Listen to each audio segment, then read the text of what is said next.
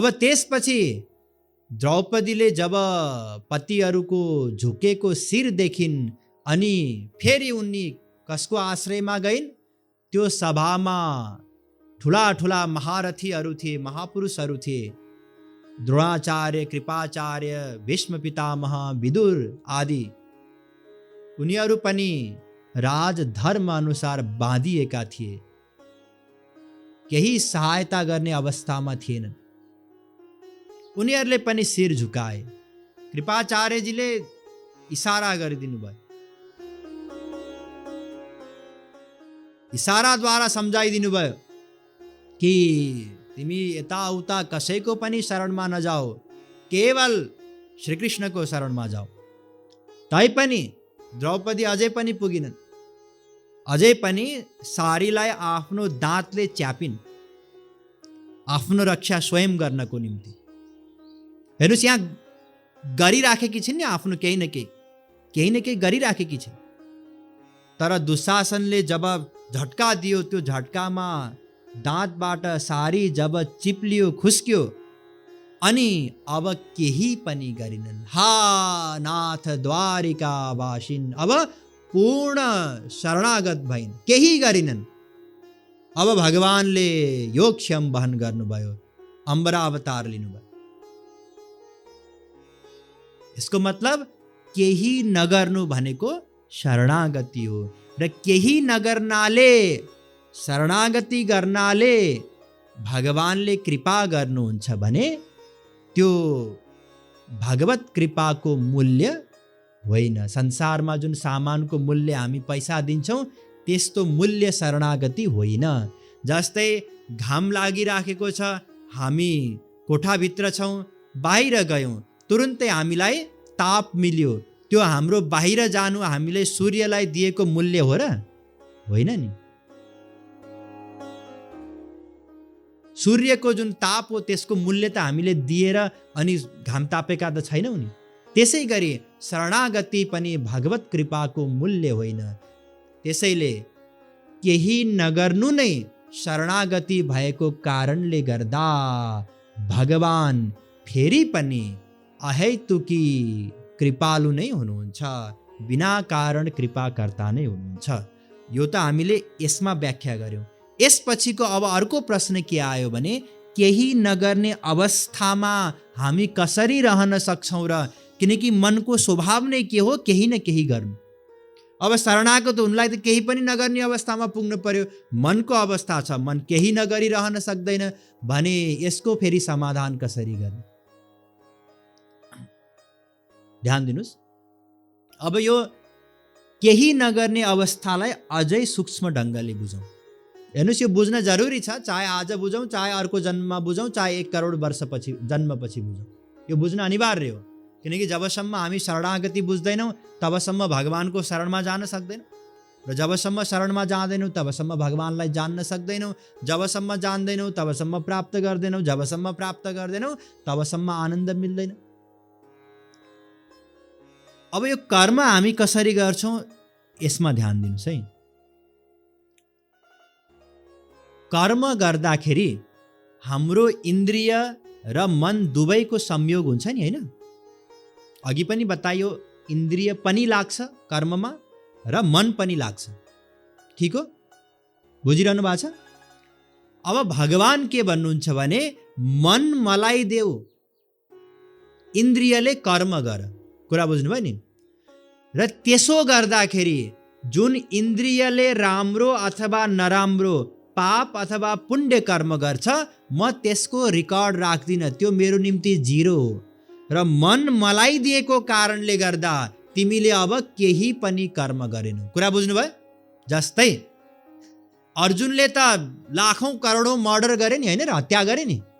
हामी पनि यदि गवाही दिन पर्यो, प्रमाणको रूपमा पेश हुन पर्यो भने हामी पनि भगवानको अगाडि त्यो अदालतमा भन्छौँ कि हाम्रै अगाडि अर्जुनले मारे।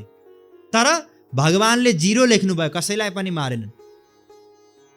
हनुमानजीले लाखौं ब्रह्म हत्या गर्नुभयो लङ्कामा गएर, तर भगवानले भन्नुभयो हनुमानको मन नित्य निरन्तर ममा थियो, त्यसैले हनुमानले कसैको पनि हत्या गरेन। कुरा बुझ्नुभयो? अर्थात् मन भगवानमा लगाएर शरीरले यदि हामीले कर्म गर्यौं भने अब भगवानले त्यो शरीरले गरेको शुभाशुभ कर्म, राम्रो नराम्रो कर्म केही पनि नोट गर्नुहुन्न। कुरा बुझ्नुभयो? अब हामी कुन अवस्थामा गयौं? अकर्मको अवस्थामा। अर्थात् शरीरले त हामीले कर्म गर्यौं, तर मनले के गर्यौं?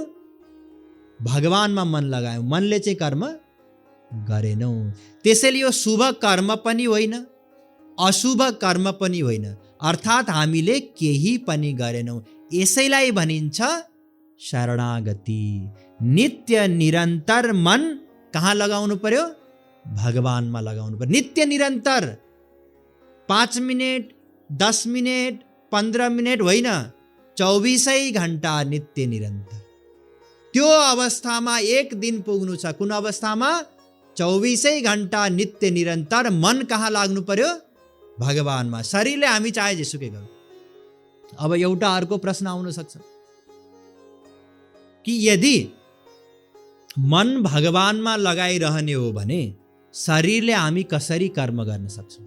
किनकि कर्म गर्न त मन पनि चाहिन्छ, होइन र? कर्म गर्न अघि पनि बताइयो नि, कर्म गर्न मन त चाहिन्छ। बिना मन हामी कर्म गर्न सक्दैनौँ। यदि मनको संयोग भएन भने हामी तरकारी त पकाउन सक्दैनौँ, नुन मसला त ठिक ठिक हाल्न सक्दैनौँ। भने मन नित्य निरन्तर भगवानमा कसरी लगाइरहन सक्छौँ? यो अर्को प्रश्न आयो, ध्यान दिनुस्। अब यो प्रश्नको समाधान पनि सुन्नुस्। यो सत्य हो कि मन नलगाइकन हामी कुनै पनि कर्म गर्न सक्दैनौँ। र नित्य निरन्तर यदि मन भगवानमा लगायौँ भने संसारमा कर्म गर्न त कठिनाइ हुन्छ। त्यसैले भगवानले बताउनु भयो मनको आसक्ति ममा लगाउनु। ध्यान दिनुस्, मन संसारमै राख्नु, तर मनको आसक्ति ममा लगाउनु। अब यसको यो बुझ्नको निम्ति दृष्टान्त म 2टा दृष्टान्त दिन्छु। 2टा उदाहरणद्वारा हामी यो फिलोसफी बुझ्न सक्छौँ। कुन फिलोसफी? मनको आसक्ति भगवानमा होस्, इन्द्रिय मन पनि कहाँ होस्? संसारमा होस्। अब त हामी काम गर्न सक्छौँ नि मन भएपछि संसारको, होइन र? इन्द्रिय पनि पायौँ, मन पनि पायौँ, अब त संसारको काम गर्न सक्छौँ। भगवानले के भन्नुभयो? केवल आसक्ति ममा गर। अब यसको उदाहरण सुन्नुहोस्। मानिलिनुहोस् कसैको घरमा एउटा नोकर छ र त्यो घरमा, त्यो घरको जुन मेन मालिक हो त्यो विदेशमा गएको थियो।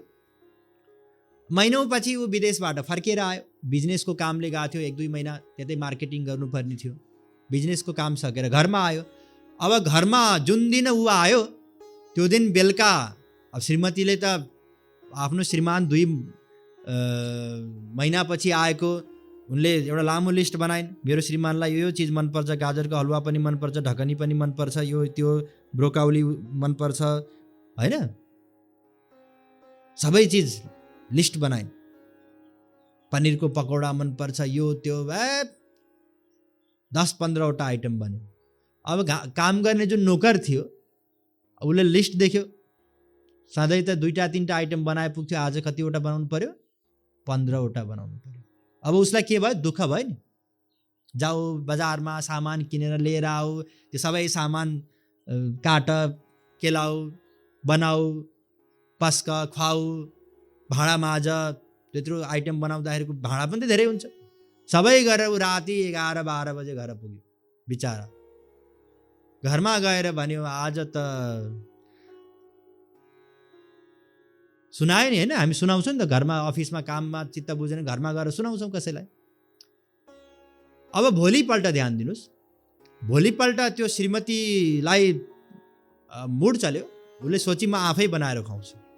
उसले पनि तिनै 15 वटा आइटम सबै बनाई, आफैले केलाई, आफैले पकाई, आफैले खुवाई, आफैले सबै काम गरी। अब यो नोकरले गरेको काम र त्यो श्रीमतीले गरेको काम दुवै बराबर काम हो नि, होइन? दुवैको भोजन असाध्यै स्वादिष्ट थियो।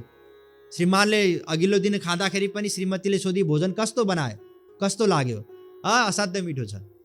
त्यो नोकरले बनाएको थियो। भोलिपल्ट श्रीमतीले बनाएको भोजन खाइसकेपछि पनि श्रीमतीले सोधिन् भोजन कस्तो लाग्यो, उसले त्यही उत्तर दियो, भोजन असाध्यै मिठो छ। स्वादमा पनि कुनै अन्तर छ छैन नि, तर कार्यमा आकाश जमिनको अन्तर छ। ध्यान दिनुस्, कार्यमा आकाश जमिनको अन्तर छ। के अन्तर छ? नोकरले बनाउँदाखेरि उसको इन्द्रिय र मन लागेको थियो। के लागेको थियो? इन्द्रिय र मन। तर उसको आसक्ति थियो? थिएन। उसको आसक्ति कहाँ थियो? आफ्नो घर परिवारमा थियो नि, होइन र? आफ्नै श्रीमतीलाई सोचिरहेको थियो, छोराहरू अहिले 10 बजिसक्यो, अहिले त निदाए पनि होलान्, मेरो बाटो कुरिरहेको थियो होलान्। उसको आसक्ति कहाँ थियो? आफ्नै घर परिवारमा थियो। तर इन्द्रिय मन कहाँ थियो? फेरि काममा थियो। श्रीमतीले बनाउँदा के थियो? इन्द्रिय मन पनि काममा थियो, आसक्ति पनि त्यही काममा थियो। कुरा बुझ्नुभयो अन्तर? वास्तवमा काम गर्नको लागि आसक्ति चाहिँदैन। आसक्ति अझ भन्ने हो भने कामको बाधक हो। आसक्त व्यक्तिले गरेको काम भन्दा अनासक्त व्यक्तिले गरेको काम राम्रो हुन्छ। हिजो मैले बताएँ, एउटा आमाले भन्दा नर्सले आफ्नो बच्चालाई राम्ररी हेर्न सक्छिन्। यो सायद इभिनिङ क्लासमा बताएको थियो। एउटा आमाले आफ्नो बच्चाको हेरविचार गर्छिन्, त्यसै गरी एउटा नर्सले पनि एउटा बच्चाको हेरविचार गर्न सक्छिन्। तर त्यो आमाले भन्दा नर्सले राम्रो हेरविचार गर्न सक्छिन्। किनकि त्यो नर्सको त्यो बच्चामा आसक्ति हुँदैन, ड्युटी मात्रै हुन्छ। अब अर्को दृष्टान्त, 2टा दृष्टान्त दिन्छु भनेको थिएँ नि। अर्को दृष्टान्त सुन्नुहोस्। मानिलिनुहोस् एउटा ब्याङ्कमा क्यासियर छ। त्यो क्यासियरले के गर्छ? कसैले चेक लिएर दियो भने त्यसलाई भेरिफाई गरेर क्यास दिन्छ, हो कि होइन? चेकमा जति लेखा छ 1 लाख, 2 लाख, 5 लाख, 10 लाख, 50 लाख पनि दिइदिन्छ। अनि कसैले पैसा जम्मा गर्न ल्यायो भने जम्मा गरेर एउटा रसिद दिइदिन्छ, होइन र? भाउचर। अब चाहे लाखौं रुपियाँ आओस्, चाहे लाखौं रुपियाँ जाओस्, उसलाई कुनै फरक पर्छ? पर्दैन नि। उसको इन्द्रिय पनि त्यहाँ हुन्छ, त्यो काममा इन्द्रिय लागेको छ र मन पनि लागेको छ, एकदम एकाग्र भएर लागेको छ। एउटा नोट गन्दाखेरि केही गरी गल्ती भयो भने त उसले आफ्नै खोल्तीबाट हाल्नुपर्छ नि, होइन र? इन्द्रिय मन लगाएको छ उसले, तर त्यो पैसामा उसको कुनै पनि आसक्ति छैन। पैसा आयो भनेर खुसी पनि हुँदैन, पैसा गयो भनेर दुखी पनि हुँदैन नि। उसको आसक्ति कहाँ छ? उसको आसक्ति आफ्नो पर्समा भएको 1000, 2000, 5000, 10000 रुपियाँमा आसक्ति छ उसको। केही गरी ब्याङ्कबाट राति घरमा फर्किँदाखेरि पर्स हरायो भने उसलाई पीडा हुन्छ नि। अघि 50 लाख जाँदाखेरि उसलाई पीडा भएको थिएन, अब 5000 जाँदाखेरि पनि उसलाई पीडा हुन्छ। किनकि उसको त्यसमा के थियो? आसक्ति थियो। त्यसै गरी हामीलाई पनि संसारमा कसरी कर्म गर्नु पर्यो? अनासक्त भएर इन्द्रिय मन लगाउनु पर्यो। तर आसक्ति कहाँ गर्नु पर्यो? भगवानमा गर्नु पर्यो। यस प्रकारले नित्य निरन्तर मन भगवानमा लगाउनु या मनको आसक्ति भगवानमा राख्नु, यसैलाई के भनिन्छ? शरणागति। अब यो शरणागतिको ध्यान दिनुहोस्, 6 वटा अङ्गहरू छन्। कतिवटा? यसको बारेमा पनि बुझौँ।